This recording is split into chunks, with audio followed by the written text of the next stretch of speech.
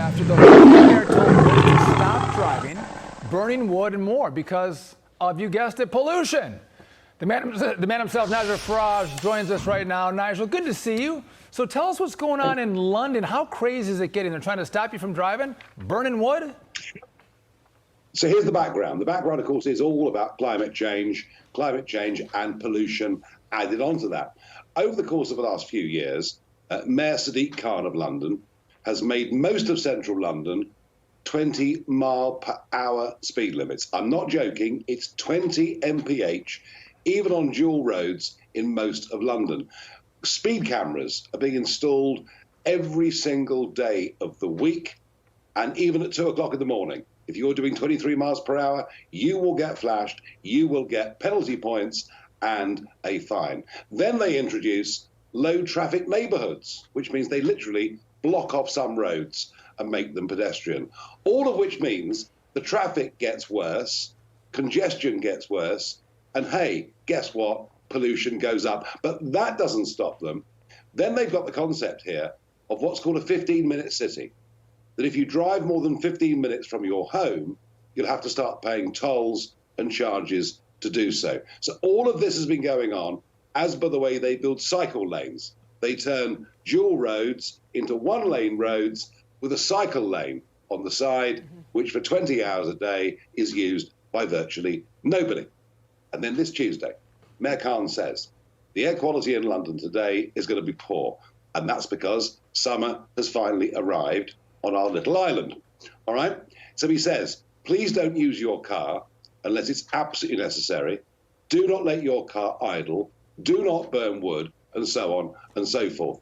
Now, if I'd said to you 4 years ago that we'd be locked down because of a flu-like virus that had come from China, you would not, on this program, have believed me. And I'm telling you here and now that in the name of climate change, in the name of pollution, we will, certainly in London, within the next few years, have a period when the mayor says, you must not use your car at all, and air quality is so bad, you must stay at home. But if you do have to go to work, please use the subway. And by the way, the air quality on the subway is so bad, some days it's dangerous. This isn't about pollution. Nope. It isn't about climate change. It's about controlling our lives. We're becoming like China. And don't think it won't come to you, because it will. It's the same panic peddling and the same hysteria hustling that they used to frighten people into silence and compliance during COVID. Fear equals control, and control equals power.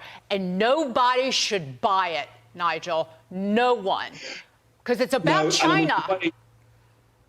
The way fear was used during the lockdown was extraordinary. Millions of our elderly people shut themselves in their homes, shut themselves off from their kids, their grandkids, from their neighbors, their friends, because government advertisements were telling them, if you leave your front door, you might die. They did it with COVID, and they'll do it with climate, and they'll do it with pollution.